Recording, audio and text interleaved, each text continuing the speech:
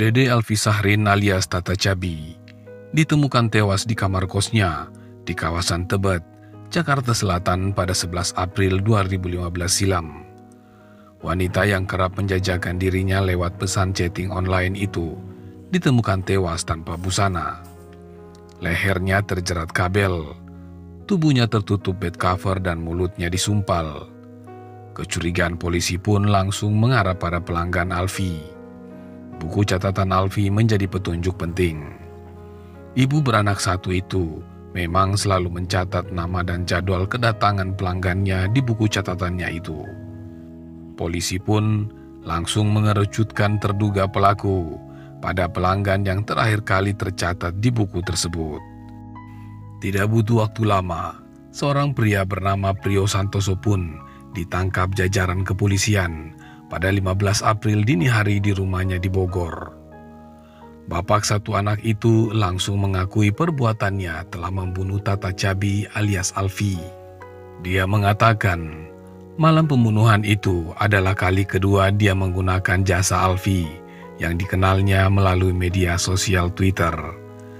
Saat pertama kali kencan dengan Alfi, dia mengaku kecewa karena layanan yang dia dapat tidak sesuai yang dijanjikan. Karena penasaran, dia pun kembali memakai jasa Alfi dengan harapan mendapat layanan lebih baik. Usai bekerja di kawasan Kedoya, guru les privat ini langsung naik KRL menuju stasiun Tebet untuk menemui Alfi. Namun ia kecewa karena sesampainya di sana, Alfi terus mengungkit masalah bau badannya. Prio bahkan sempat disuruh mandi terlebih dahulu oleh Alfi sebelum berhubungan intim.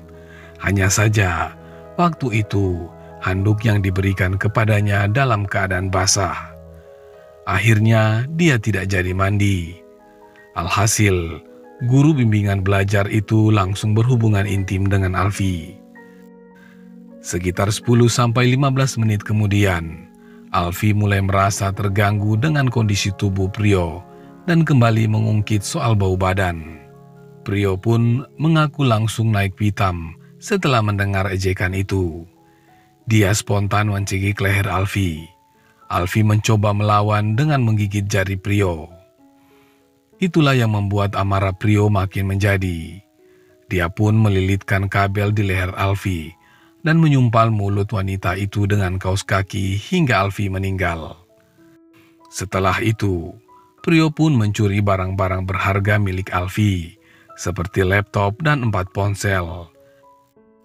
Tidak ada yang curiga telah terjadi pembunuhan di kamar itu, meski sempat terjadi kegaduhan. Aktivitas di rumah kos itu berjalan seperti biasa. Saat kondisi kos sepi, Prio pun keluar dari kamar Alfi dan menguncinya dari luar. Kunci kamar kos Alfi dia buang di selokan, persis di pinggir stasiun Cawang, Jakarta Selatan.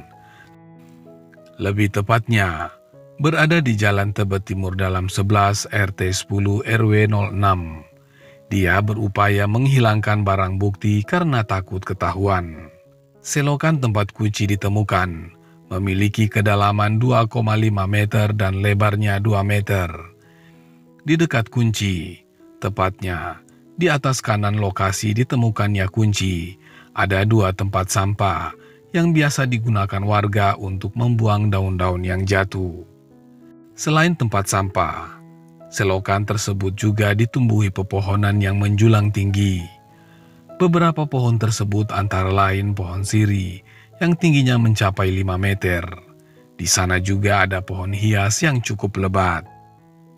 Namun, letak kunci tersebut cukup terlihat sangat jelas, sebab ada ruang kosong sepanjang 1 meter yang tidak ditanami pohon. Warga setempat mengaku tidak menyadari keberadaan kunci tersebut. Selama ini, saat membuang sampah, tak ada yang tahu kalau ada kunci yang berada di bawah tempat sampah.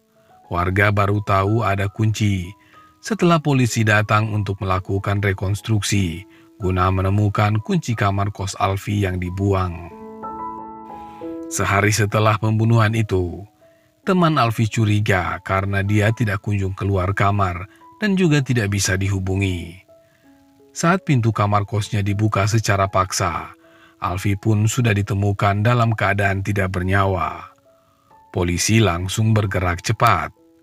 Prio akhirnya ditangkap penyidik kejahatan dengan tindak kekerasan Direktorat Reserse Kriminal Umum Kepolisian Daerah Metro Jaya. Tersangka ditangkap di Bogor, Rabu dini hari, tanggal 15 April 2015. Setelah menjalani proses penyidikan, kasus Prio akhirnya dibawa ke pengadilan. Di persidangan, Prio mengaku menyesal telah menghabisi nyawa Alfi. Saat membacakan pledoi di Pengadilan Negeri Jakarta Selatan pada 11 November 2015, Prio memohon agar dihukum seringan-ringannya. Alasannya, agar dia diberi kesempatan berbakti kepada ibunya. Apalagi, istrinya sangat mengharapkan dia kembali. Prio memang sudah beristri. Saat membunuh Alfi, sang istri bahkan sedang mengandung anaknya yang kedua. Dalam pledoinya itu, Prio kembali menegaskan tidak pernah merencanakan pembunuhan tersebut. Dia membunuh semata-mata karena luapan emosi akibat sikap dan ejekan Alfi. Dia pun berjanji tidak akan melakukan tindakan kriminal lagi apabila nantinya sudah bebas dari hukuman. Majelis Hakim Pengadilan Negeri Jakarta Selatan pun menjatuhkan vonis 16 tahun penjara. Hakim menyatakan Prio telah terbukti melakukan tindak pidana pembunuhan dan pencurian. Vonis dari majelis hakim ini lebih ringan 2 tahun dari tuntutan jaksa penuntut umum. Sebab jaksa sebelumnya telah menuntut Prio dengan hukuman 18 tahun penjara. Selain menjatuhkan vonis lebih ringan, hakim juga menggugurkan 2 pasal yang dikenakan jaksa. Hakim menyatakan Prio tidak terbukti bersalah dengan melanggar pasal 339 KUHP tentang pembunuhan yang diikuti atau didahului dengan perbuatan atau tindak pidana lain.